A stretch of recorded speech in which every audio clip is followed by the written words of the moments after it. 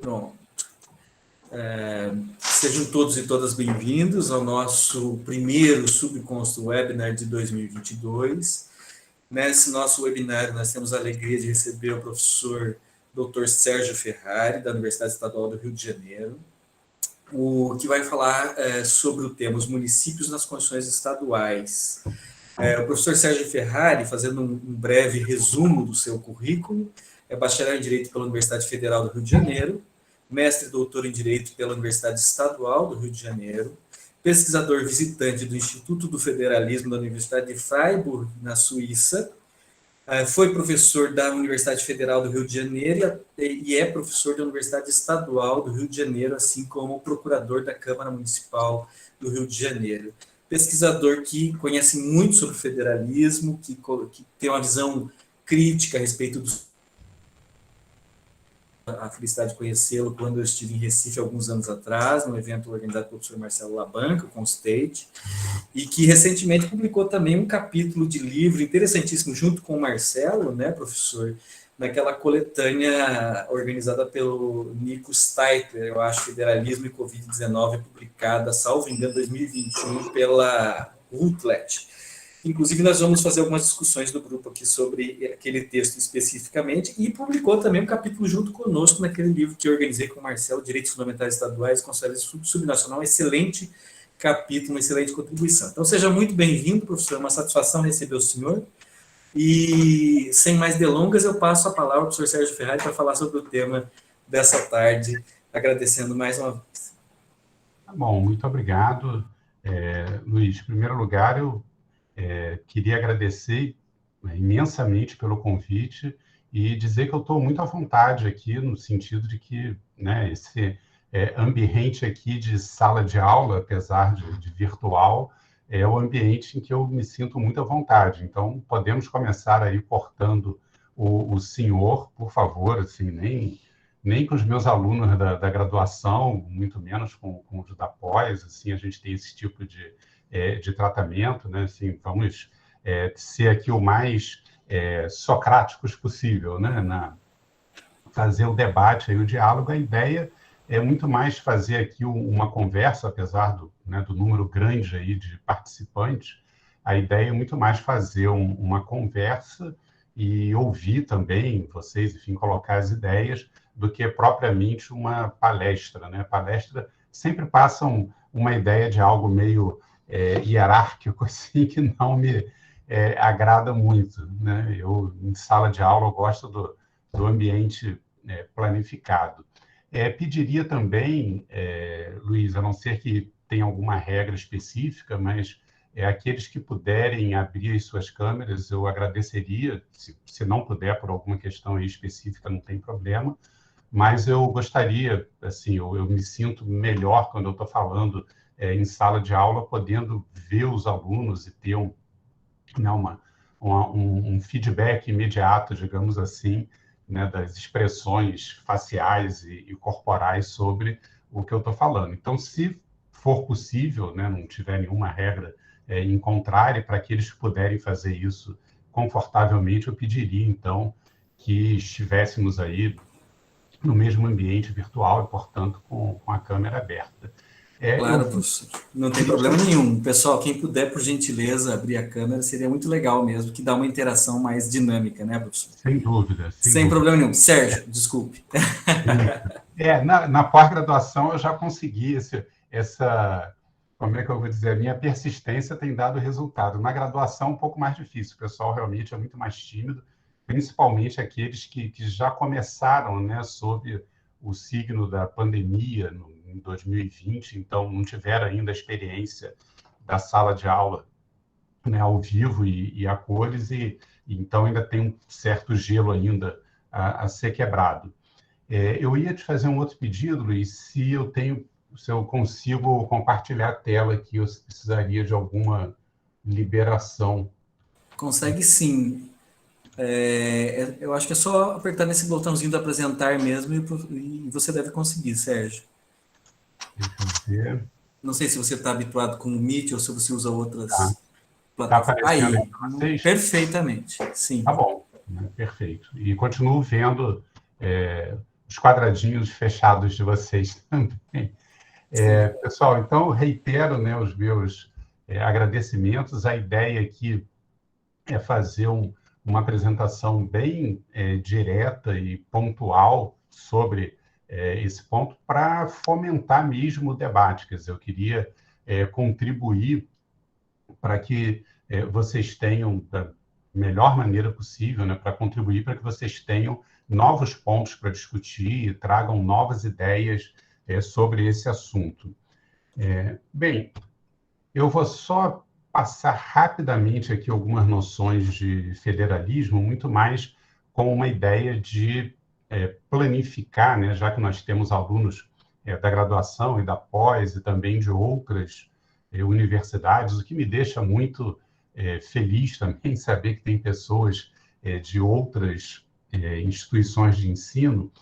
Bem, não sei o quanto vocês já ouviram falar do assunto, né? Vocês já perceberam pela breve apresentação que o professor Edgar Bossa fez que esse assunto de federalismo é algo que eu sou um apaixonado por esse tema há muito tempo, né? Uns 20 anos, pelo menos, mais de 20 anos que eu me dedico a esse tema, e uma das coisas que eu sempre percebi, e não é privilégio brasileiro, no exterior também temos esse problema, embora menos dramático, né, numa escala menor, é uma grande imprecisão no uso dos vocábulos, uma imprecisão no uso das palavras relacionadas a esse tema.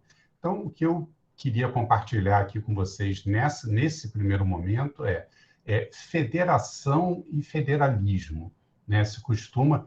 Agora estou vendo o professor Edgar Bossa, prazer enorme revê-lo, né? Muito, muito bom mesmo.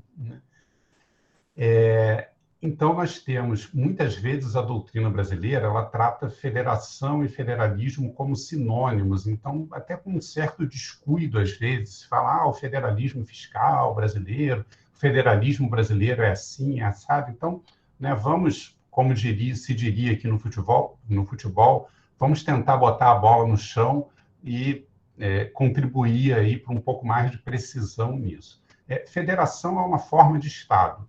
Vocês todos estudaram e aprenderam o que é o Estado Federal, aquelas suas características, diferenciaram da Confederação, mas o que é importante para nós?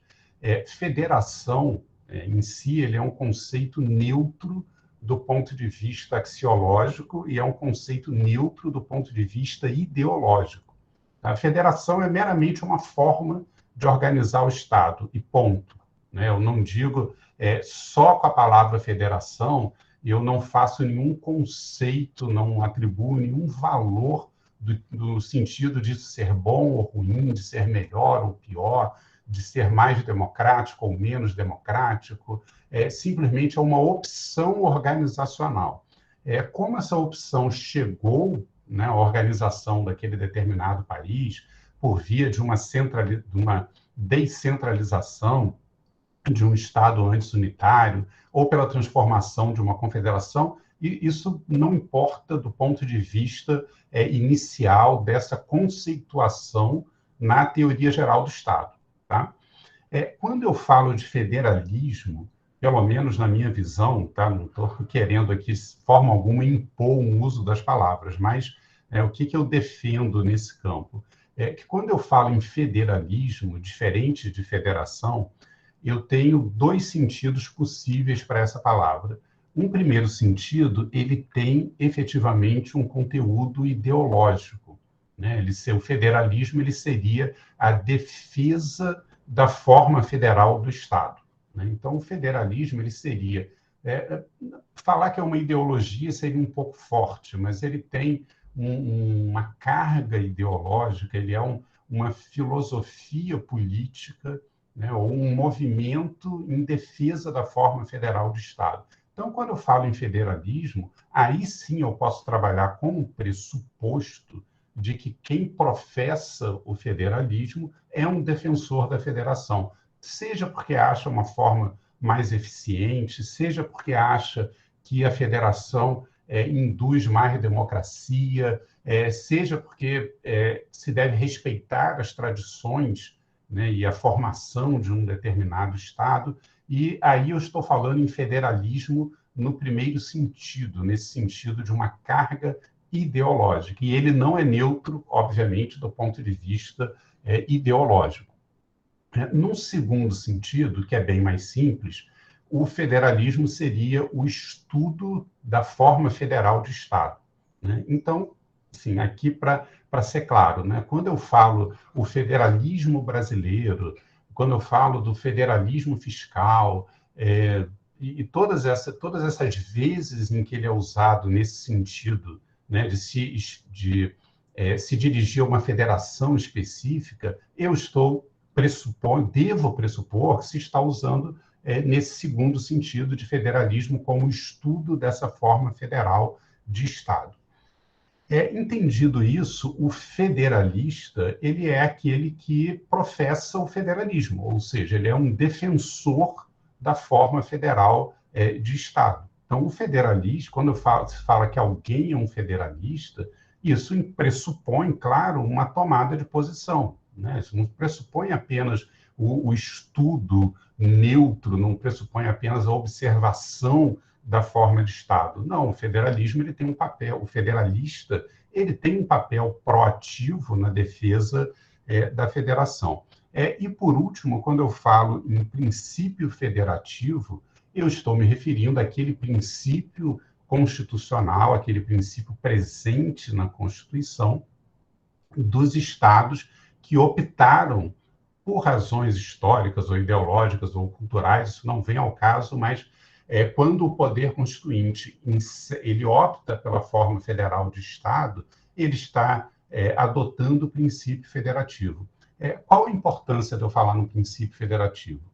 Quando se coloca uma categoria de princípio, eu trago todo aquele arsenal da teoria dos princípios, né? Se isso soar muito hergiano, me perdoem, mas né, a teoria dos princípios ela traz uma série de ferramentas para você lidar com o direito, com a aplicação do direito, no sentido da ponderação, no sentido do guia de interpretação da própria Constituição ou da interpretação da legislação infraconstitucional. Então, quando eu coloco o federalismo lá em cima, ao lado, né, dos chamados 3 pilares da Constituição brasileira, que seriam a República, a democracia e o federalismo, eu estou dizendo que toda e qualquer interpretação e aplicação da Constituição, ela vai passar ou pelo princípio republicano, ou pelo princípio democrático, ou pelo princípio federativo. Por isso que é tão importante nós termos esses conceitos tão claramente delineados, tá? Mas vamos avançar aqui para chegar logo no nosso tema aqui principal, até porque isso, né, eu imagino que seja do domínio de todos vocês.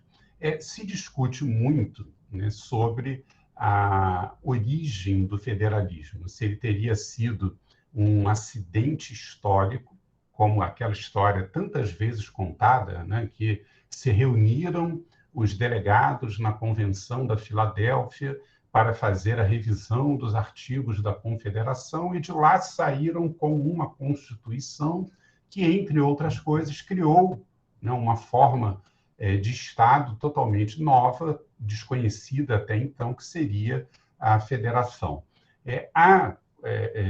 Entre os historiadores do direito, há uma contestação bastante bem fundamentada isso, que nós não temos tempo de aprofundar, mas pelo menos o caso da Suíça ele é inequívoco no sentido de ser uma federação anterior à Federação Norte-Americana, e há outros exemplos históricos, alguns até mais remotos, né?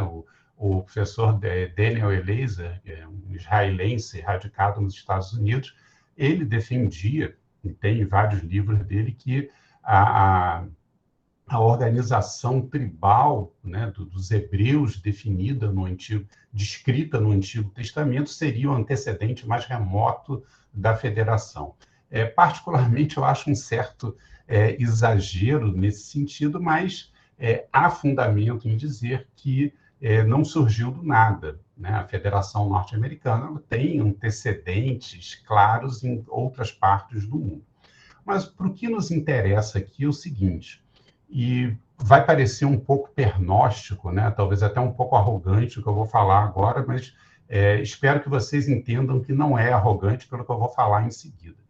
A doutrina brasileira do federalismo, e eu estou falando aí até os anos 80, até os anos 90, talvez, né, do final do século XX, era uma doutrina totalmente viciada e restrita ao modelo norte-americano.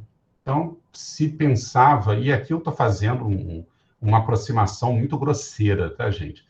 Se dizia o seguinte nos livros escolares e nos manuais dos anos 80 e até dos anos 90, né? Não é o caso do professor Esgarbosa, mas dos livros que eu li na graduação lá nos anos 90, eles ainda tinham esse veso, né? E acho que alguns ainda têm hoje manuais, dizem assim, a federação, e aí vem lá a descrição da Federação Norte-Americana, fala da Convenção da Filadélfia, faz aquela tabelinha, né, super cafona para diferenciar da confederação.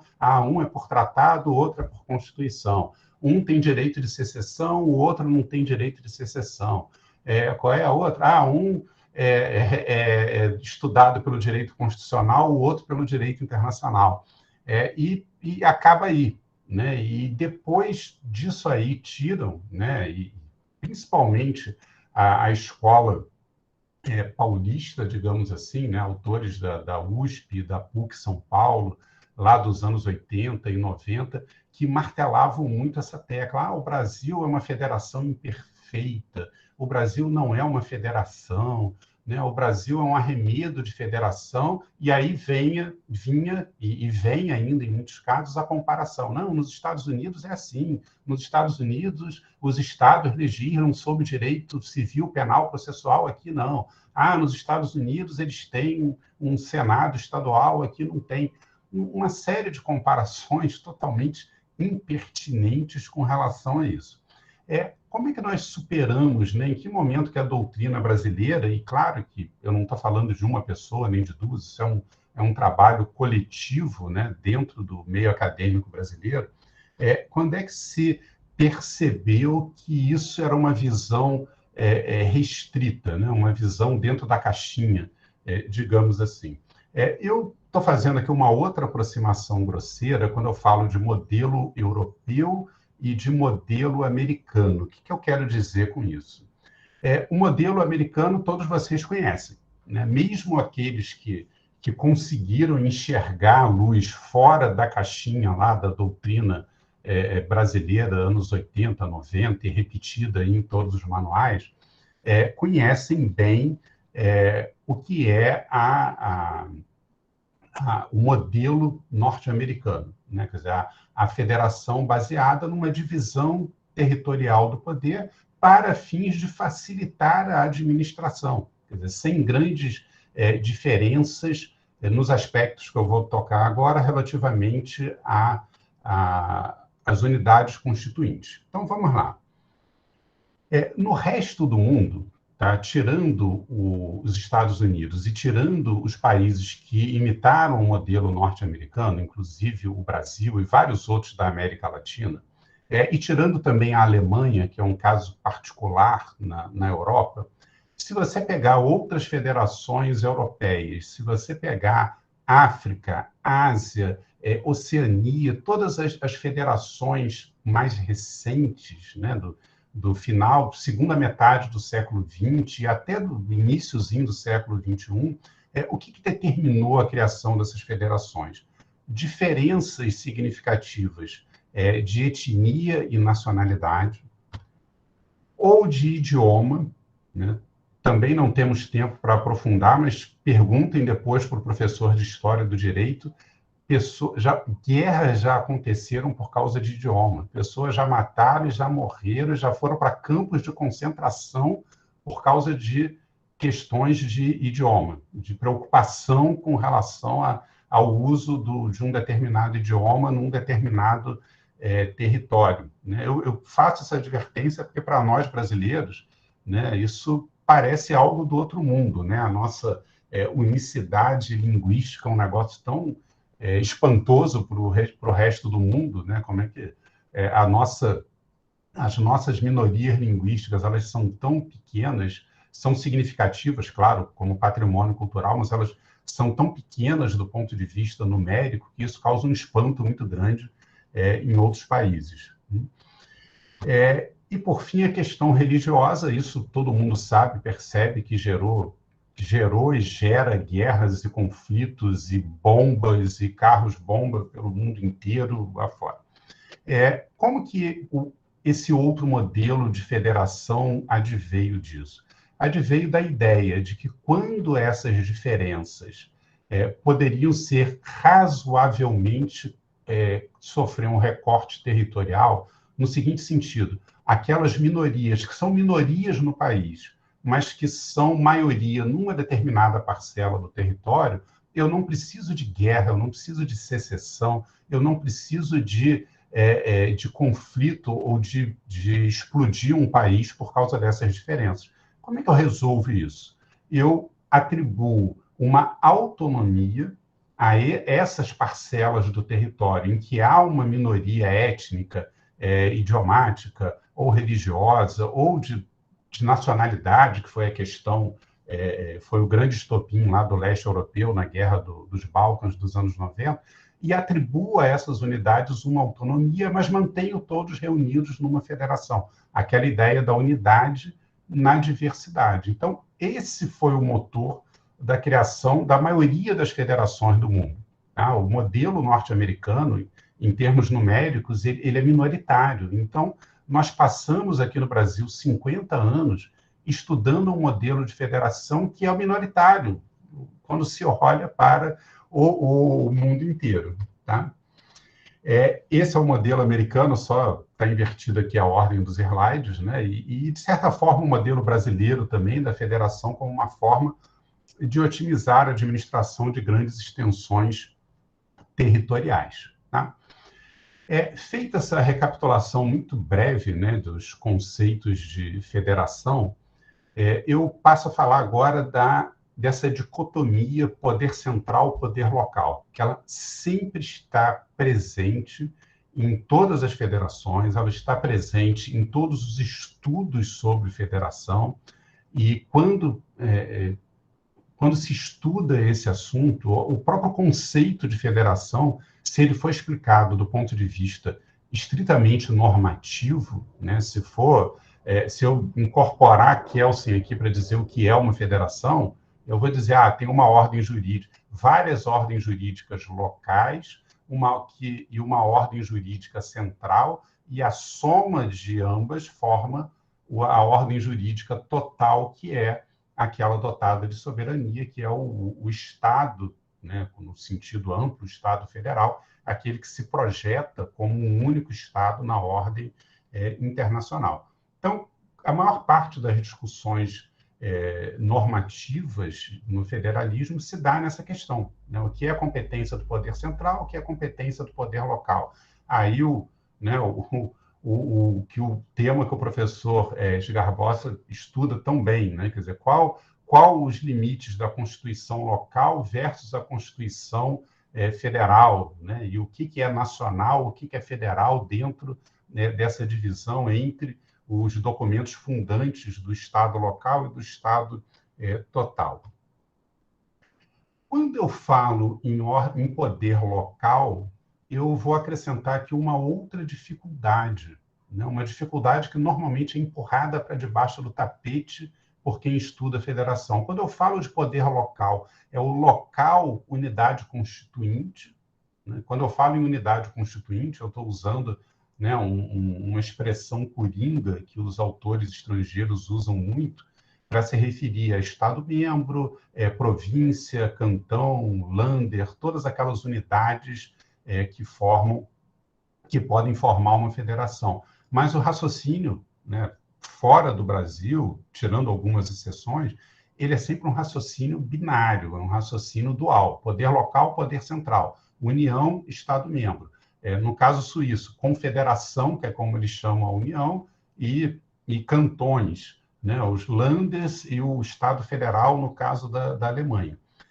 E quando se fala de município, ou do que seria equivalente a um município no direito comparado, aí se fala em poder local, não em unidade constituinte. Mas aqui, às vezes, a gente fala em poder local, ora como Estado, ora como o município. Tem um acórdão que é lá dos anos 90 e que foi até um acórdão positivo do ponto de vista de quem estuda o federalismo, mas que eu tomei uma implicância muito grande por ele, que foi quando o STJ, o Superior Tribunal de Justiça, definiu que as leis locais que tratavam daquela questão do tempo de espera em fila de banco, que foi o precursor, né, da jurisprudência que entendeu que os estados também podem legislar sobre direito do consumidor, e depois isso foi extrapolado para várias outras questões relativas a direito do consumidor. Mas quando você pega aqueles acórdãos daquela época do STJ, ele diz lá: é preciso reconhecer a autonomia dos estados e municípios. É preciso reconhecer que estados e municípios podem legislar sobre o tema. Eu sempre olhei para aquilo e falava: não, espera aí, senhora relatora, estados ou municípios, ou estados e municípios? E se a lei estadual prevê um tempo e a lei municipal prevê outro tempo? Como é que se resolve isso? Então, como eu disse, é uma diferença sempre empurrada, né, ou frequentemente empurrada para debaixo do tapete. Como é que é a relação entre, né, o direito estadual, entre os estados-membros da federação, essas unidades constituintes, e os municípios, né, e esse poder local municipal no direito comparado? Num resumo muito resumido, né, no direito comparado, o município, né, ou a comune lá na Itália, né, ou a nomenclatura varia muito, mas eu estou chamando de município aqui, fazendo uma simplificação. O município, ele, em termos gerais, ele é aquilo que a Constituição estadual, ou cantonal, ou provincial, diz que ele é, ou que ele deve ser. Ele é um assunto dos estados. Os estados organizam os municípios. De um modo geral, é assim que funciona. E com uma variação muito grande na sua autonomia administrativa. Em outros países, o município sequer é reconhecido como uma ordem jurídica autônoma, né? Eu não sei se vocês estão conseguindo ver bem aí, infelizmente, né, se eu costumo projetar num projetor mesmo de sala de aula, mas, de qualquer maneira, depois eu vou disponibilizar esse arquivo para o professor Esgarbosa compartilhar com vocês, e vocês vão poder ver isso. Isso aqui é o resultado de uma pesquisa que eu fiz, né, limitada somente a esses países que estão aí, que foi onde eu encontrei na época, né, isso foi em 2013, onde eu encontrei material suficiente, mas o eixo das ordenadas ele está representando uma autonomia política, e o eixo das abscissas uma autonomia administrativa. Calma, gente, foi só uma pegadinha, porque eu sei que tem estudantes de direito que têm pesadelos com essas palavras. No eixo horizontal, autonomia política, e no eixo vertical, autonomia administrativa. E posicionei ali os municípios, né, como eles estão no ordenamento jurídico de cada um desses países. Então, veja, não sei se vocês conseguem enxergar o movimento do ponteiro do mouse aqui. Aqui eu estou aumentando, né, a autonomia administrativa. Então, vejam, na Bélgica, os municípios têm uma autonomia administrativa enorme, né, maior do que nesses outros países aqui, que reconhecidamente têm uma significativa autonomia municipal, mas não tem nenhuma autonomia política, né? É uma opção organizacional do Constituinte. Por outro lado, quando eu falo da autonomia política, estrito senso, vocês veem que todos os países, quase todos os países aqui, estão exatamente sobre o eixo vertical. Significa o seguinte: autonomia política zero. Então, na Hungria, que é um Estado unitário, mas fez parte do estudo porque tem questões bem interessantes sobre isso, Reino Unido, Austrália, Canadá, Estados Unidos, Espanha, Áustria, que é uma federação antiga e importante no estudo, Índia, África do Sul, né, são 2 países que têm questões de muito sensíveis naquelas diferenças que eu coloquei no outro slide, religiosas, étnicas e linguísticas. E Bélgica, a autonomia política do município é zero, ela não existe. Ele é exatamente aquilo que o Estado, né, o nível intermediário, digamos assim, vai dizer que ele é, inclusive podendo extingui-lo, né? Na Austrália, a Constituição permite que na Austrália são províncias, né?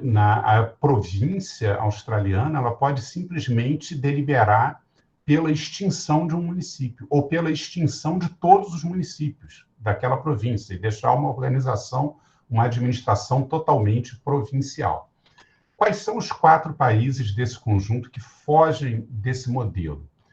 Suíça, Alemanha, Argentina e Brasil conferem aos seus municípios algum grau de autonomia na própria Constituição Federal.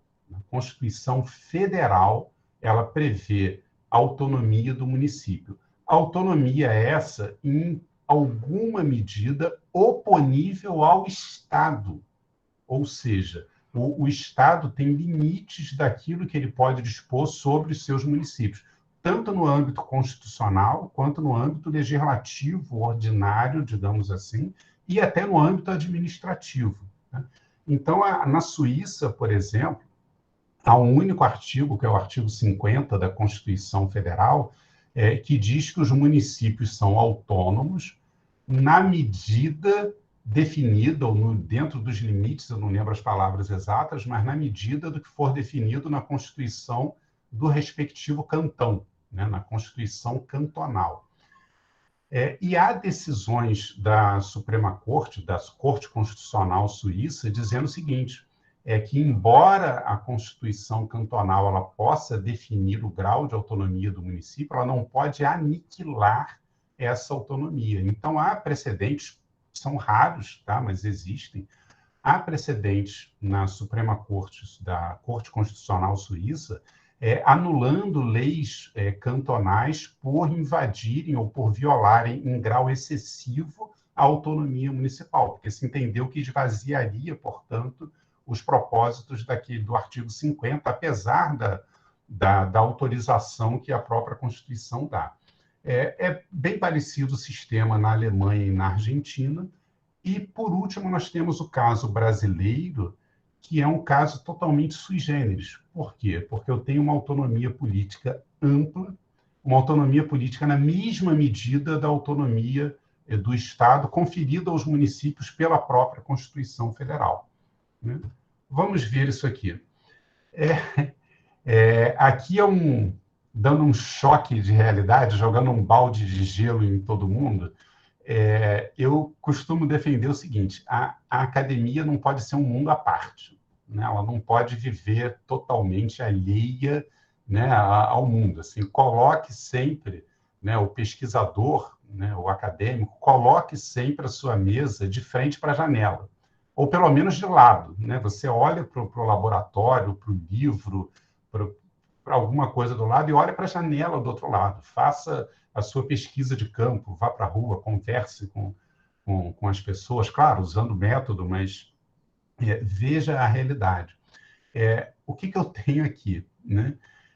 Uma pergunta que eu costumo fazer muito em palestras, né, quando tem estrangeiros ou quando tem pessoas de diferentes origens de países. Se você pergunta para um europeu, né, uma pergunta simples, de onde você é, ou de onde você vem, ele vai responder o país. Né? Sou francês, sou alemão, né, sou britânico. Né, o orgulho dele está ali no país. Se você pergunta para um americano, né, o que eu vou falar agora é uma piada sem graça, tá, gente? Como está sendo gravado, não levem isso ao pé da letra. Como o americano desconhece a existência do resto do mundo, né, ele acha que o mundo, além de plano, é só o país lá que ele vive, né, você vai responder, você perguntar, where are you from? Ele vai responder, né, Alabama, Califórnia, Illinois, ele está ligado ali ao estado. Se você pergunta para um brasileiro em qualquer lugar do mundo, né, você encontra um brasileiro e pergunta de onde você é, ele vai falar, eu sou de Petrolina, eu sou de Sete Lagoas, né, eu sou carioca. Ele não vai falar, eu sou sul-matogrossense. Né? Vai falar isso? Não vai, não vai, porque isso é cultural, isso é da nossa essência. E por que isso é assim? Um pouquinho de história agora, né? Um pouquinho de música, agora um pouquinho de história. O Brasil, gente, por fatores históricos vários aqui, bem peculiares, desde o Brasil colônia, a organização se deu no nível local municipal. As câmaras municipais, desde 1524, veja, 1534, Câmara Municipal do Rio de Janeiro, primeira do país, junto com a de São Vicente, em São Paulo. As câmaras, elas exerciam um poder legislativo limitadíssimo, claro, mas o poder próprio, né, de estabelecer posturas locais, tão limitado, tão amplo quanto possível para uma colônia, um poder executivo de cobrar impostos, de decidir questões de licenciamento e etc., e até um poder judicial. As câmaras municipais decidiam conflitos, pequenos conflitos. Né? Quando o conflito era grande, ou quando envolvia o interesse da coroa, aí vinha o juiz de fora, que dá nome, não a um estado, dá nome a um município muito conhecido, onde tem uma bela universidade, lá no estado de Minas Gerais. Era o juiz de fora, é aquele que vinha decidir aquilo que não era decidido pela Câmara Municipal, que exercia todas essas funções. E isso foi assim até a independência, e durante o Império as câmaras continuaram tendo um papel menor, claro, do que na colônia, mas um papel ainda significativo. Vocês já ouviram falar da ratificação da Constituição de 1824? Eu sempre gosto de bater nessa tecla nas minhas aulas pelo seguinte: muitos de vocês devem saber que a Constituição norte-americana ela foi ratificada, porque exigia isso, ela foi ratificada por 3/4 dos estados para que pudesse entrar em vigor. Né? E toda emenda à Constituição norte-americana tem que ser ratificada por 3/4 dos estados pelo legislativo local para que possa valer. Ora, no Brasil, e aqui vamos guardar todas as proporções possíveis e todo o exagero com que isso é narrado às vezes, mas a nossa primeira Constituição, a Carta Imperial de 1824, ela foi ratificada não pelas províncias, ela foi ratificada pelas câmaras municipais.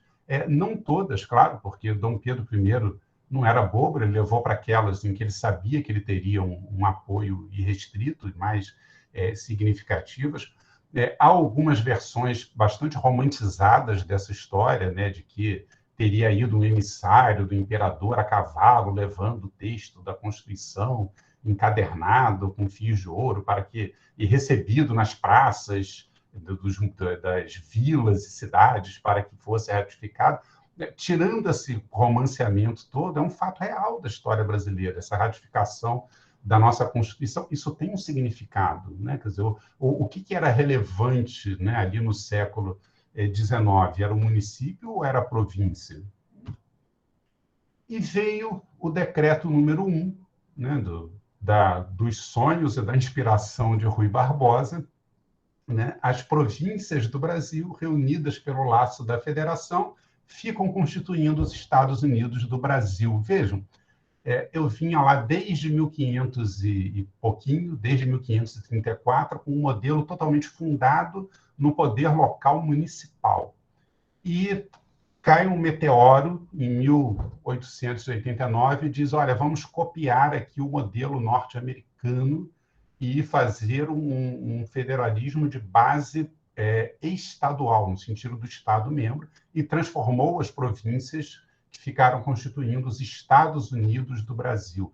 O delírio de Rui Barbosa foi tão grande, gente, que não parou aqui no nome. Essa é uma imagem que, né, quando se projeta no exterior, aí, né, cai o queixo dos estrangeiros, né? Essa é a nossa primeira bandeira republicana, né? A imagem que fala por mil palavras, qualquer semelhança é mera coincidência. Foi a ideia de Rui Barbosa, como foi a ideia da federação, a imagem e semelhança da Federação Norte-Americana. Isso não ia dar certo, não ia dar certo nunca, tentar impor um modelo baseado no Estado contra uma história totalmente baseada no poder local municipal. Vem a doutrina brasileira e passa um século, né, de 1889 até 1988, passa um século discutindo se os municípios brasileiros são ou não entes federativos. E essa discussão, teoricamente, acaba em 1988, quando os municípios aparecem ali no artigo 1º da Constituição. Até então se falava união indissolúvel dos estados, etc. E agora, união indissolúvel dos estados e municípios. E do Distrito Federal, que também virou ente federativo com a Constituição de 88.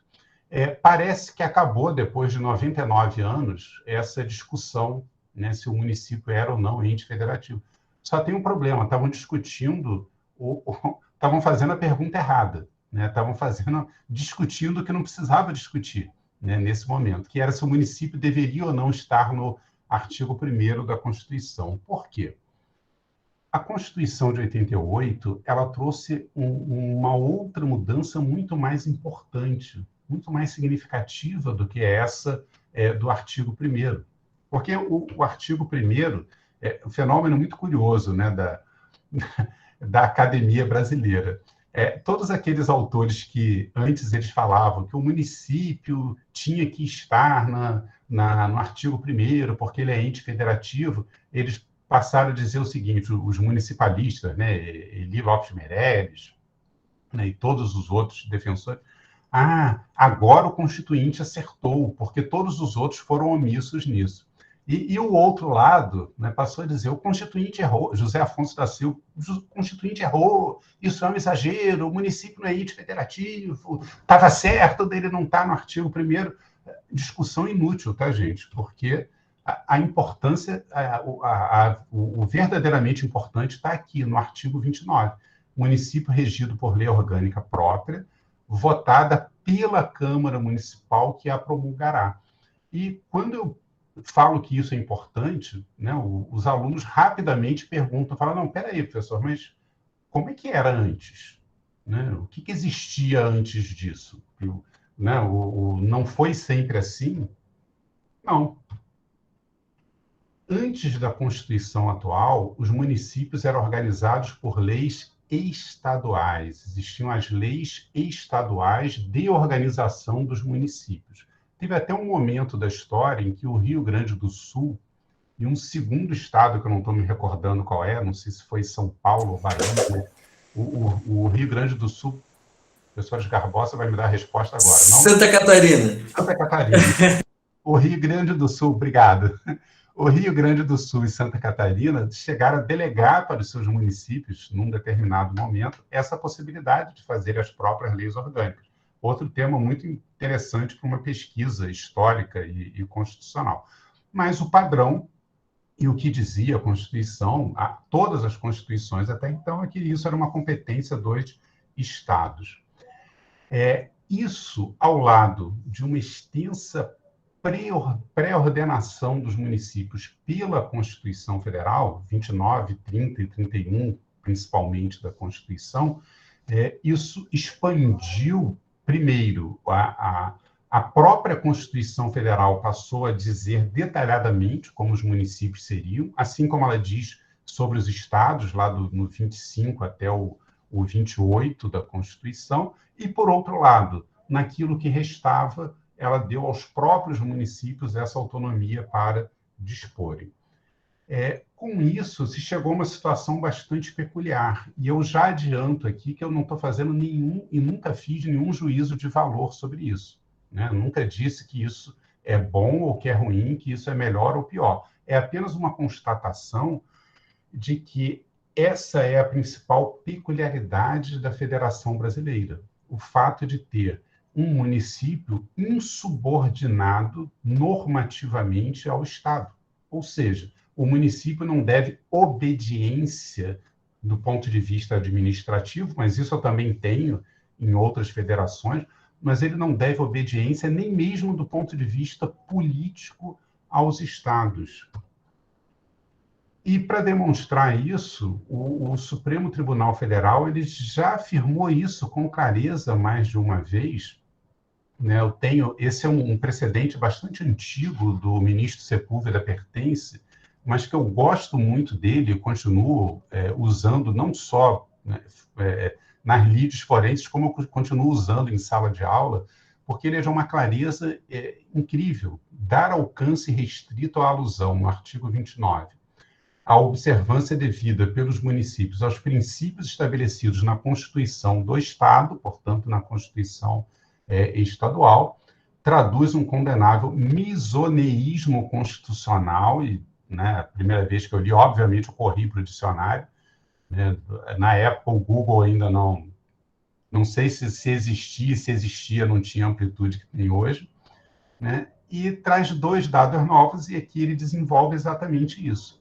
Esse precedente foi sobre uma emenda à Constituição Estadual do Rio de Janeiro, que limitou a remuneração de vereadores. Né? Depois isso perdeu o objeto, porque a Constituição Federal chamou para si essa regulação e colocou, com uma emenda, no ano de 2000, colocou isso detalhadamente. Né? E não essa discussão se encerrou, mas o Supremo, lá nos anos 90, disse que o Estado não poderia dispor sobre isso por causa da autonomia municipal, como entendia o ministro Sepúlveda Pertence, que isso é parte próprio das leis orgânicas dos municípios.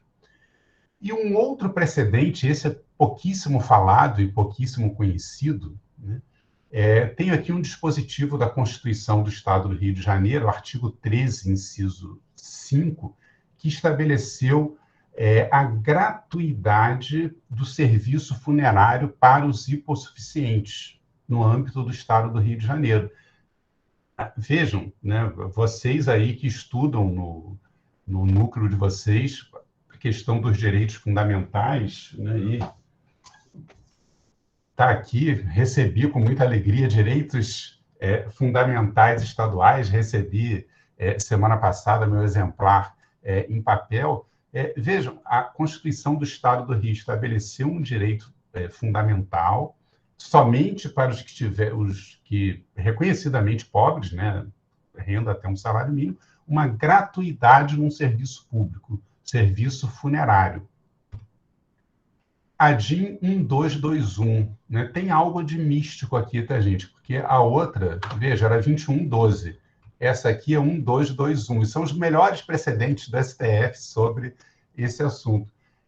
Serviço funerário, competência municipal. Um detalhe, isso não está dito em lugar nenhum da Constituição, que serviço funerário é competência municipal. Isso está na cláusula do interesse local, né? Isso aqui é uma preciosidade, né? Eu acabei de pegar lá na minha biblioteca, por coincidência, por um outro trabalho, né? Competência e autonomia dos municípios na nova Constituição. Um livro antigo, fininho, do professor Castro Aguiar, e que é o único lugar que eu achei dizendo expressamente serviço funerário, competência municipal. Isso em doutrina, né? Não em jurisprudência. E diz o seguinte, né, os serviços dizem respeito ao município e, portanto, a Constituição do Estado não pode dispor sobre isso. Né? O Estado está limitado, está amarrado em dispor sobre isso, ainda que seja um direito fundamental, como é estabelecido aqui, profundamente radicado na dignidade da pessoa humana, a questão do acesso ao serviço funerário. Tá? Meus amigos, né, foi o que eu poderia e que eu consegui aqui 50 minutos, já que, né, eu estava aí de 40 minutos a 1 hora, mas assim, eu queria ter falado menos, queria que fosse menos tempo, porque o importante realmente é o debate, é conversar com vocês e poder dividir, né, esse debate tão interessante, pelo menos para mim, né? Eu vou parar aqui a apresentação, depois eu vou mandar para vocês, e aí tem o acesso ao meu e-mail ali, fiquem todos à vontade para entrar em contato, alguma pergunta que não dê tempo de fazer hoje, alguma consideração, alguma crítica que vocês não concordem, por favor, mandem também, né? Professor, Então, devolvo a palavra, Barbosa. Sérgio, uma satisfação enorme, é muito bacana ouvir você falar sobre um assunto dessa importância. E o mais interessante é que a gente não combinou o tema, né?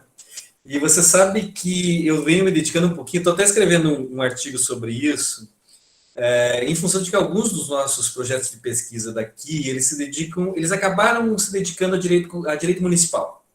E eu tenho investigado um pouco, mas numa outra vertente, aquela discussão sobre a natureza constitucional ou meramente legal das leis orgânicas dos municípios, né? E assim, a tua fala veio muito de encontro ao que eu estou trabalhando nesse artigo, achei fantástico, né? Por exemplo, essa menção que você faz de estados de muitos estados nos quais você pode considerar o poder local, entendido aqui como o subestadual, né? Seja de município, comuna ou equivalente.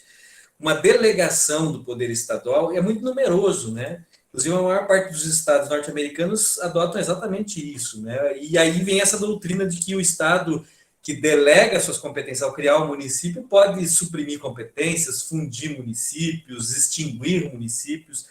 Me parece que 2/3 dos municípios dos estados norte-americanos adotam exatamente isso, aquela doutrina do juiz Dillon, né?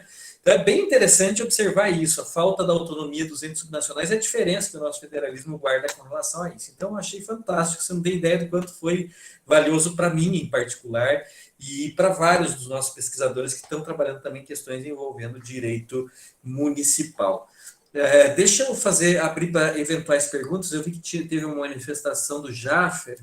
É uma pergunta para o nosso palestrante. Professor, no Estado unitário, se os municípios tiverem bastante autonomia, poderia falar em federação dos municípios, serem Estados-membros? Professor Sérgio. Bem, Jaffer, obrigado aí pela tua pergunta. Eu vi que você prestou bastante atenção na apresentação, obrigado. Eu entendo que se essa autonomia for uma autonomia meramente administrativa, como é o caso da Bélgica e de alguns outros países europeus, isso não tem repercussão na caracterização da forma de Estado, ele vai continuar sendo um Estado unitário.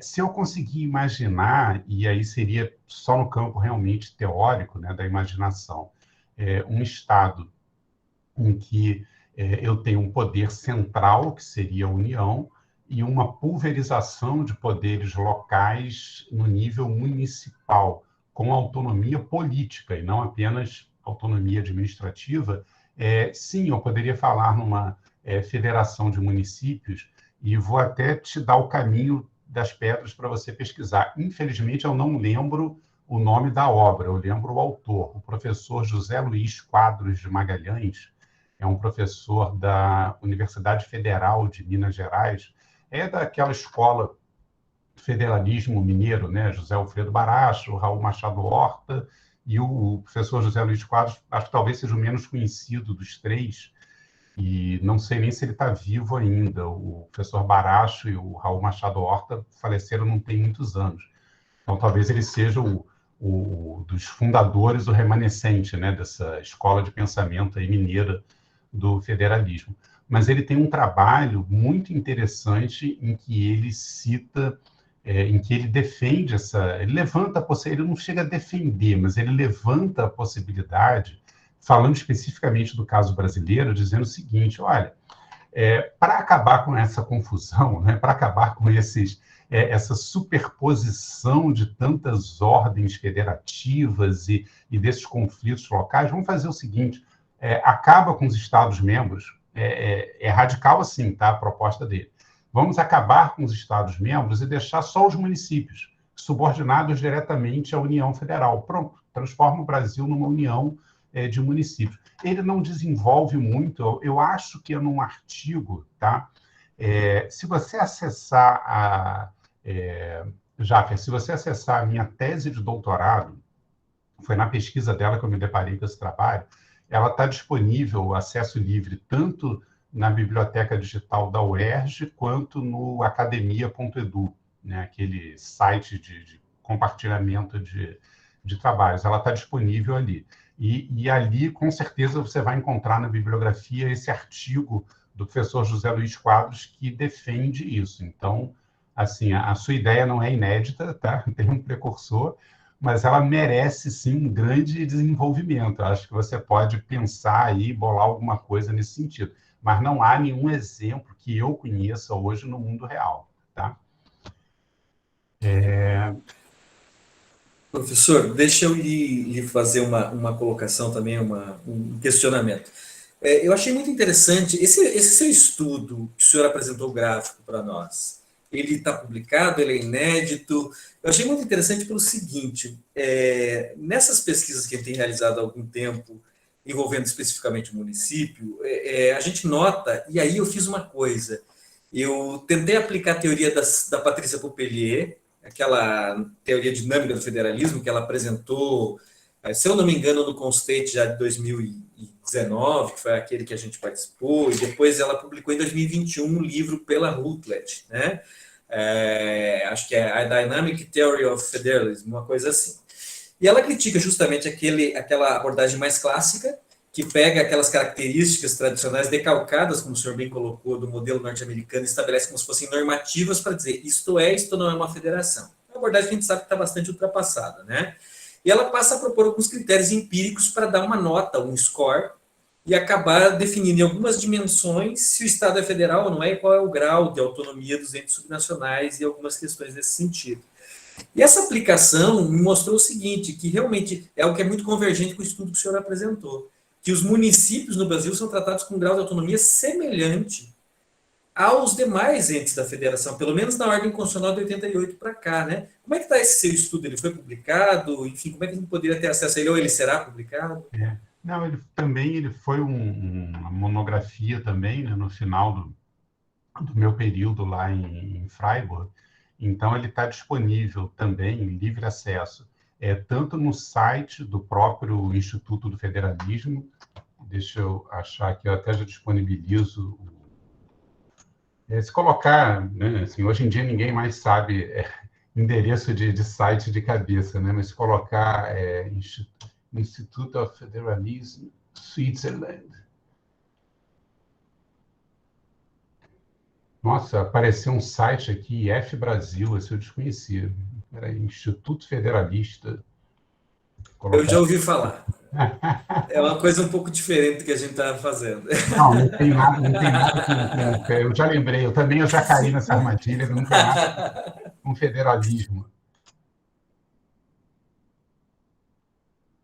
Ah, tá. UniFR, tudo junto. Ponto. Eu vou copiar para o chat. Se quiser, eu posso fazer isso. Não, já fiz aqui. Esse período de pandemia deixa a gente especialista. Pronto, já botei até o link direto do Instituto. Aí, aliás, é ótimo, um ótimo site para vocês fuçarem, tem muito material e tem uma parte ali de publicações que está lá esse trabalho e está também na minha página do academia.edu, também integral, download livre. Tá? E depois disso, assim, eu vou te dizer que o que eu avancei nisso, e ainda está nada publicado ainda, mas no campo da especulação, é mais no caminho mesmo de que também a Patrícia Poppelier trabalha muito isso, no caminho de um federalismo não territorial, né? Mas é meio que, assim, né, vamos construir carros sem rodas, né? Então, assim, todos nós ficamos muito fixados na questão do federalismo como sendo uma forma de territorial, né, de divisão. A gente fala em federação, é divisão territorial. E toda essa ideia, que é muito recente, do federalismo não territorial, né, de atribuir uma autonomia a grupos minoritários, identificar grupos identitários, independentes de como eles estão dispostos no território, é algo que mexe com paradigmas profundos, né? E, assim, primeiro eu tenho que entender e Uhum. aceitar, aprender a raciocinar nessa ideia, quase que como pensar num outro idioma, né? Você Sim, passa 30 anos estudando sim. federalismo como algo ligado a território, e aí você se depara Aham. com essa ideia que, para mim, faz todo sentido, né? Mas eu tenho que, né, aprender a trabalhar com essas ferramentas. E é o que na Bélgica em parte está presente, né? E sim, Questões religiosas, é o linguísticas grande e outras. laboratório hoje do federalismo não territorial, né? É mais ou menos o seguinte: se, por exemplo, eu sou de um grupo identitário de língua alemã, que na Bélgica é bem minoritário, são acho que 3% dos habitantes, e embora razoavelmente concentrados naquele cantinho sudeste ali, né, perto da Alemanha, eles estão também espalhados, né, em outros lugares. Então seria mais ou menos o seguinte: se eu faço parte desse grupo identitário, eu gozo de certos direitos relativos a esse grupo que eu posso exercer em qualquer lugar da Bélgica. Né? Dá um exemplo prosaico aqui: o direito de ser atendido em qualquer repartição pública belga em língua alemã, e não só no francês ou no holandês. Né? Então, como é que o Estado belga respeitaria esse direito? Disponibilizando intérpretes, né, de alemão em todas as repartições públicas, ou, né, num número razoável aí que possa atender a esse grupo identitário. E assim para todos os outros grupos identitários, não só de idioma, mas de nacionalidade, todas as minorias, né, que nós estudamos nos direitos fundamentais. E aí o avanço, né, que eu acho que seria já bem mais à frente, seria pensar isso em termos de municípios, né, no sentido assim, nós precisamos de municípios para, né, garantir direitos fundamentais, nós precisamos de municípios, ou pelo menos precisamos de municípios como entes federativos para respeitar a autonomia, a diversidade local.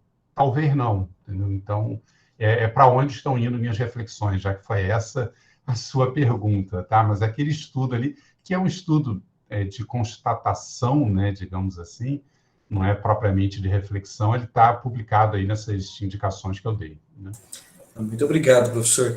Deixa eu aproveitar, o senhor menciona aí nessa apresentação que o senhor fez para nós uma coisa muito interessante. Eu lembro que num livro antigo do Oswaldo Trigueiro, livro de 1980, uma das primeiras obras sobre direito constitucional estadual publicadas no Brasil, se eu não me engano a segunda, ele menciona que uma das peculiaridades do nosso federalismo é o fato de que aqui os estados não teriam o que ele chama de direito histórico ao autogoverno.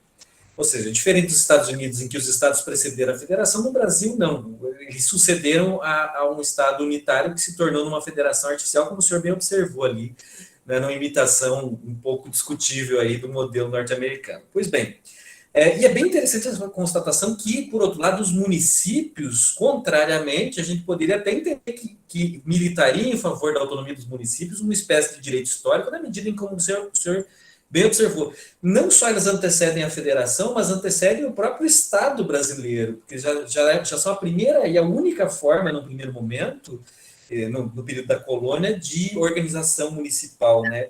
Isso é muito interessante.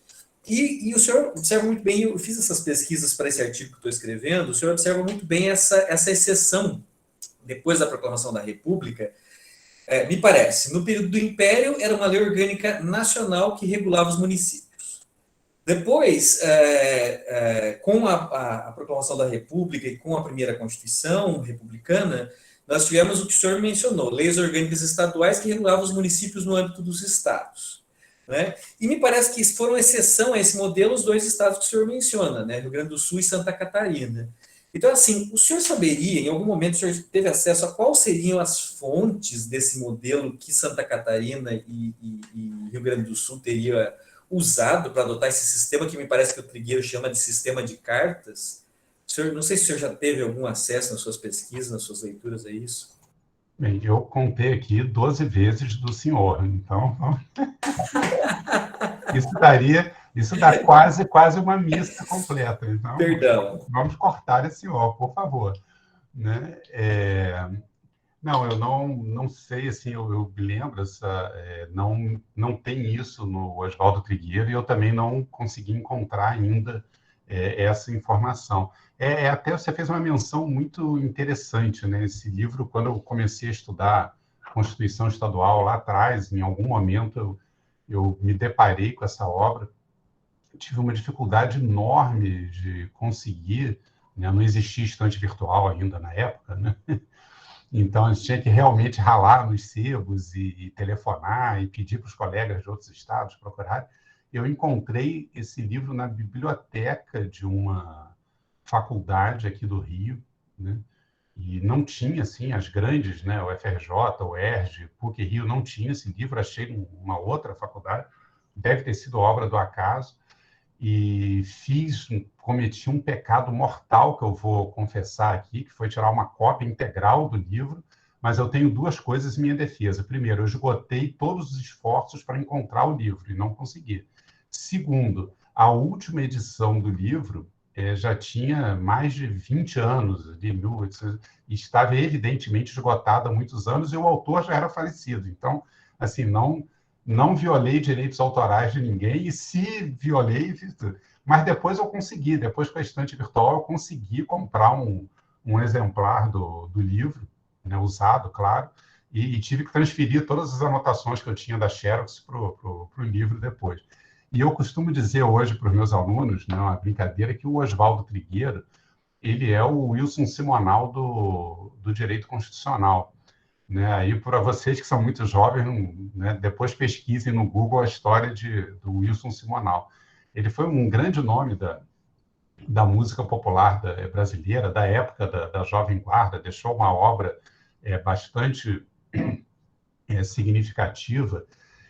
Só que, em algum momento, na época, ali nos anos 70, né, no início do regime militar, teve uma história, até hoje, muito mal contada, né? Tem gente que diz que era tudo mentira, tem gente que diz que era verdade, tem outras versões, mas uma história de que ele seria um dedo duro, né? Um espião do regime militar, que ele teria denunciado uma pessoa para o regime militar. E aí ele foi cancelado, né? O equivalente do que hoje vocês chamam de cancelamento aconteceu com Wilson Simonal lá nos anos 70. E no seguinte sentido, as rádios pararam de tocar as músicas dele, os discos dele pararam de ser vendidos pela loja, ninguém mais compôs nada em parceria com ele, ninguém mais chamou para fazer show, e ele morreu em desgraça, assim, e deprimido anos depois, por causa desse cancelamento que foi tido como injusto. E essa história está muito bem resgatada num documentário, eu vou tentar lembrar o nome, mas que foi feito por um daqueles integrantes do Cacete Planeta, né? Ninguém sabe o duro que dei, é o nome do documentário, que resgata essa história. Por que eu estou fazendo esse paralelo? Porque o Oswaldo Trigueiro, ele tem esse livro, né, que o professor Osgar Bossa recomendou, e tem outras obras importantes que são totalmente desconhecidas. Eu me deparei com ela totalmente por acaso, fazendo as minhas pesquisas. E eu faço uma suposição, por quê? Porque o ministro Oswaldo Trigueiro, ele era um dos integrantes do Supremo Tribunal Federal quando veio o golpe de 64.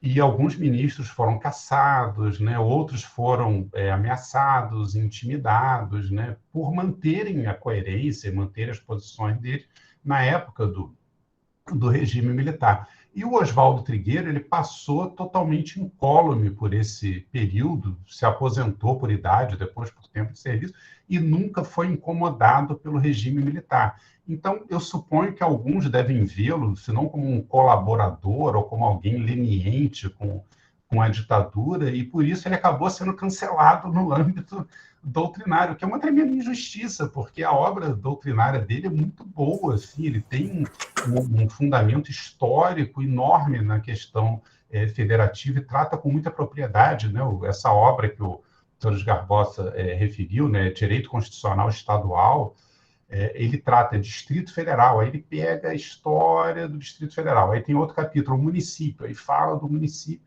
dos estados, com uma erudição, assim, com uma cultura enorme, e foi totalmente ignorado. Assim, eu não conheço quem mais tenha citado, além do professor Edgar Posse e de mim, eu não conheço outros que tenham citado a obra do Oswaldo Trigueiro. E Edgar Posse, eu tenho um projeto, eu vou até... aqueles projetos que ficam na mente, né? Eu estou até pensando se a gente não pode fazer algo em parceria de atualizar e relançar esse direito constitucional estadual, atualizado e comentado, que para mim seria uma reparação histórica, assim como, né, eu não lembro quem foi, a gente está me escapando o nome de qual dos 7 cacetas lá, se foi o Hélio de la Penha, lembrei, o Hélio de la Penha, com esse documentário que, né, resgatou, né, fez um pouco de justiça à memória do Simonal. A gente vai resgatar um pouco a memória acadêmica do ministro Oswaldo Trigueiro. Eu tenho procurado os descendentes dele para saber quem é o titular dos direitos autorais, né, para dar essa autorização, e cheguei no nome de um juiz em Pernambuco e de outro juiz no Piauí. Né? Vejam que interessante. E aí descobri o seguinte: tiveram 2 Oswaldo Trigueiro no direito brasileiro. Né? Um é Oswaldo Trigueiro de Albuquerque Melo, o outro é Oswaldo Trigueiro, alguma coisa, que era um nome, era uma mesma família, né, lá do Nordeste. Então, quando eu chegar lá, a gente toca adiante esse projeto de atualizar o livro dele. Combinado, até porque a obra dele é excelente mesmo, né, professor? E eu concordo com o senhor, a gente não pode misturar o acadêmico com outras coisas. Por exemplo, eu não sei se é pertinente ou não, mas eu tenho a impressão que com o Marcelo Caetano em Portugal aconteceu uma coisa parecida, né? Sim. E eu cito bastante Marcelo Caetano no meu livro de Teoria do Estado, porque eu considero ele excelente enquanto autor de Teoria do Estado e Teoria Política, embora a biografia possa... Carl Schmitt, que foi efetivamente, né, discute sobre em que medida, mas que ele foi efetivamente um colaborador teórico do nazismo, né, e talvez numa medida ínfima, mas de alguma forma fundamentou, ele não foi cancelado no mundo acadêmico. Né? Todo mundo cita, todo mundo fala, né, quer dizer, não fazem essa mistura, né, entre um e outro. Né? Muito bem. Mas sou parceiro, professor. Eu acho muito bacana a proposta. Se o senhor for bem sucedido em localizar os detentores dos autorais, aí conte comigo para uma parceria assim. Enfim, eu tenho muita curiosidade sobre isso que eu lhe perguntei. Né? Eu tenho uma impressão, né? O Trigueiro ele aponta alguma coisa, mas ele não aprofunda. Que a inspiração foi norte-americana. Alguns estados, eu não lembro quais agora a época, concederiam autonomia aos municípios. Ele supostamente teria sido lá, mas eu queria verificar a hipótese, né? Para a gente, eu tenho uma hipótese também que eu não consegui checar, que viria daí desses 2 estados a inspiração para o nosso, vamos dizer, para o regime em que a lei orgânica ficou a cargo do município. Eu tenho a impressão que entre nós a lei orgânica primeiro era nacional no Império, depois se tornou estadual, a lei orgânica municipal dos estados, né? E essa lei orgânica municipal, que é criada em 88, me parece que a inspiração vem desses 2 estados, mas é uma hipótese. Eu procurei já nos anais da Assembleia Constituinte e não consegui achar ainda de onde teria vindo nos debates, ou de alguma forma, alguma informação fidedigna sobre de onde teria vindo a inspiração. Mas muito legal. Eu acho que... Então, achando também... vamos compartilhar. Vamos compartilhar. Compartilhe da sua curiosidade. Muito bem. Gente, mais alguém tem alguma pergunta para o professor Sérgio? Professor, boa noite. Está escutando aí? Tá, né? Estamos, Gilson, seja bem-vindo. O Gilson, você conhece o orientador dele, Sérgio. Não sei se você conhece o Gilson, mas o orientador você conhece. É o professor Breno, lá de Belém? Não? Nosso parceiro Marcelo Labanca. Sim. Boa noite, professor Sérgio, professor Luiz. Um prazer revê-los. Eu também estou aqui, recebi até ontem, professor Luiz. Seja bem-vindo, Gilson. Marcelo mandou para mim ontem. Eu sou aluno da Universidade Católica aqui de Pernambuco, tenho como orientador o professor Marcelo Labanca, e minha pesquisa ela se dá justamente, professor, nesse sentido da lei orgânica municipal. E aí, eu queria fazer uma pergunta que está muito relacionada à minha pergunta também de problematização da pesquisa, que é que até que ponto, na verdade são 2 perguntas em uma, até que ponto o senhor vê a questão da lei orgânica municipal como uma constituição municipal, se assim posso usar esse termo, porque acho que até de uma ousadia, não sei, mas seria meio que nessa ideia de pensar ela como uma constituição municipal, tendo em vista o que prevê o próprio artigo 29, como o senhor falou. E, dentro dessa questão ainda, a possibilidade de prever, dentro da lei orgânica municipal, direitos fundamentais específicos nela. Assim, eu sei que é uma pergunta bem complexa, mas queria a opinião do senhor rapidamente sobre o que pensa um pouco sobre isso. Agradeço. Muito obrigado. E foi muito bom aqui a discussão de hoje. Foi mesmo. Sérgio, se você me permite, antes de você responder, observando que o Gilson é vereador, então ele pesquisa algo que também está no dia a dia dele ali. É bem interessante essa visão que ele tem da teoria e da prática também. Desculpe. Perfeito, Luiz. Só para falar sobre isso, quando o professor Sérgio até falou que a gente tem que estudar olhando para a janela, eu gostei muito dessa frase, professor, porque a gente tem que fazer a academia é muito longe, muito distante. Muitas vezes, eu tenho dito isso nos espaços que tenho ido, da população, do cotidiano, né? E muitas vezes a gente não consegue chegar nelas. E eu sempre procurei, dentro das pesquisas que fui desenvolvendo ao longo da minha vida, fazer essa associação um pouco. Claro que tentando manter o distanciamento, tanto que eu não estudo a lei orgânica municipal do meu município, que é Santa Cruz de Caparibe. Eu sou de Santa Cruz de Caparibe, como apresentação, no interior de Pernambuco. Eu vou estudar a lei orgânica municipal do Recife, mas que tem muito é importante ter essa relação muito linkada com a prática e tentar levar isso, inclusive, para os espaços que, de fato, onde decidem, né, as câmaras de vereadores e a Assembleia Legislativa. Eu lembro que o professor Marcelo fez um evento lá na Assembleia Legislativa de Pernambuco, aliás, aqui na Assembleia Legislativa de Pernambuco, e mobilizou, de alguma forma, os deputados e fez com que eles pensassem um pouco sobre essa questão do constitucionalismo subnacional. Mas era isso. Agradeço, professor. Obrigado. Excelente, excelente. Obrigado, Gilson, pela tua presença e, sim, acho que precisamos de muitos e muitos parlamentares como você, né? Procurando estudar, se aperfeiçoar e pesquisar, né? Saber fazer as coisas com propriedade. Como nós estamos aqui num ambiente acadêmico, né? E as perguntas sempre valem mais do que as respostas, eu vou te devolver vou colocar mais uma dúvida na sua cabeça. Veja, lá atrás, na minha pesquisa de mestrado, eu acho que a conclusão mais clara que eu tive foi de que a Constituição Estadual e a lei orgânica do município, elas têm a mesma natureza jurídica, né? Nós vimos aqui ao longo da minha apresentação, né, pelo menos, né, é o que eu acredito, claro, eu sei que tem visões diferentes, mas nós vimos que o Estado é um ente federativo autônomo e o município é um ente federativo autônomo. Né? Essa autonomia é praticamente idêntica entre os dois, né? O Estado e o município têm autonomia legislativa, eles têm autonomia política, têm autonomia administrativa, financeira, todas aquelas características da federação você identifica tanto no Estado quanto no município. Vamos dar mais um passo. O município brasileiro não é subordinado ao Estado, pelo menos, né, tentei convencê-los disso, né, na minha apresentação.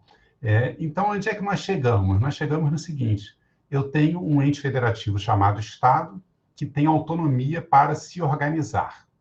E tenho um ente federativo chamado município, que também tem autonomia para se organizar. O artigo 29, que nós vimos, que inovou com relação às constituições anteriores. Então, a situação de um é igual à de outro. Aí vem a Constituição e diz, olha, você, Estado, que tem autonomia para se organizar, você vai fazer um documento e vai batizá-lo de Constituição Estadual. Você, município, é um ente federativo autônomo, você vai poder fazer um documento para se auto-organizar, só que você vai batizá-lo de Lei Orgânica Municipal. Então, eu tenho 2 documentos com a mesma natureza jurídica, com nomes diferentes atribuídos pela Constituição. Daí você pode caminhar para 2 direções diferentes.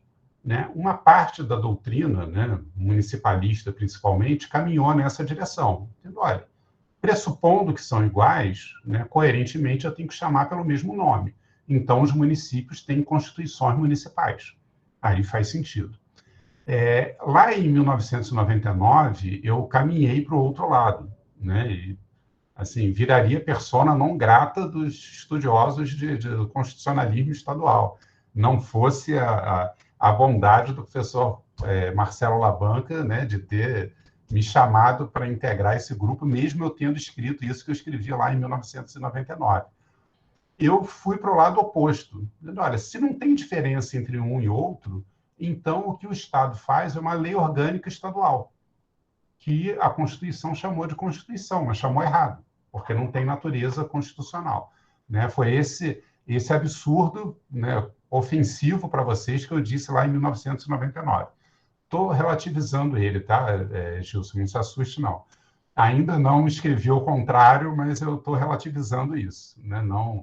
Também não diria como o Sarney, esqueçam o que eu escrevi, mas, né, chegarei em algum ponto de equilíbrio com relação a isso. Eu era bastante jovem quando eu escrevi isso, mas, para mim, o pressuposto continua valendo. Né? Eu tenho 2 documentos com a mesma natureza, que fazem a mesma coisa, que é organizar um ente federativo autônomo.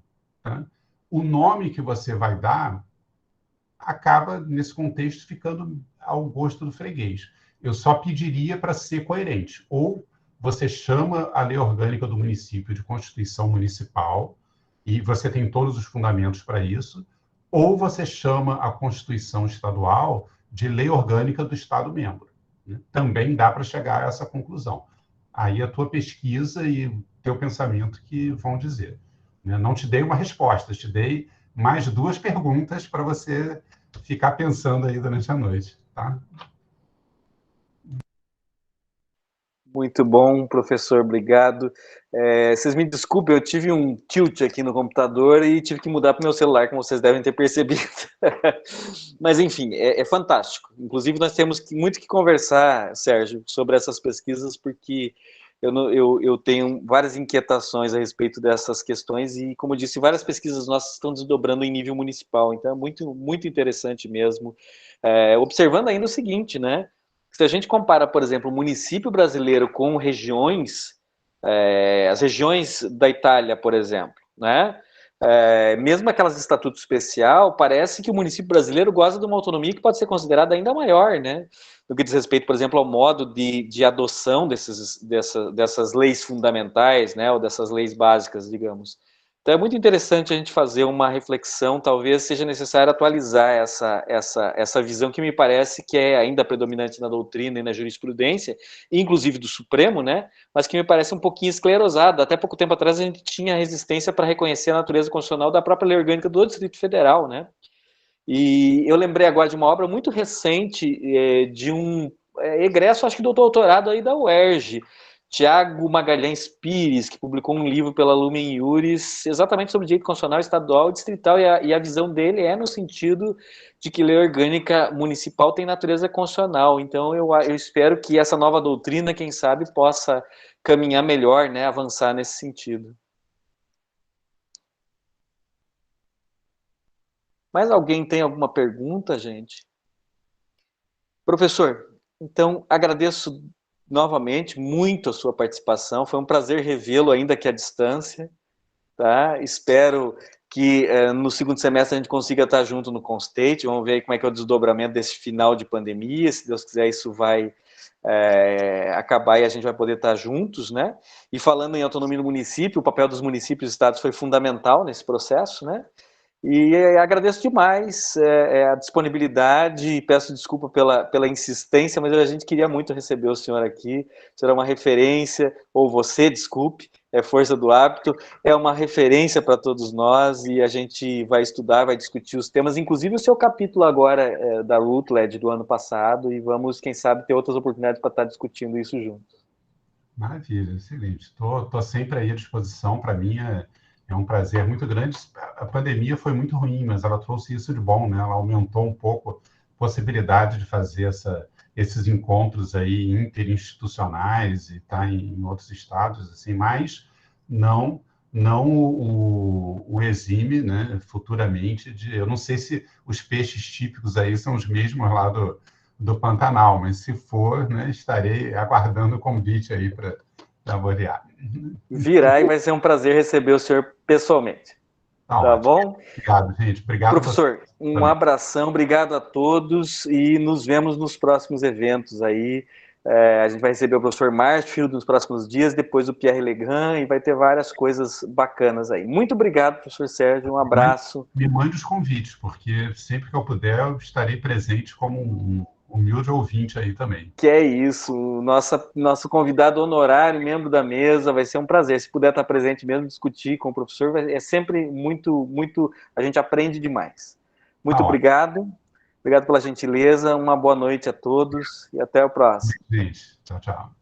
Tchau.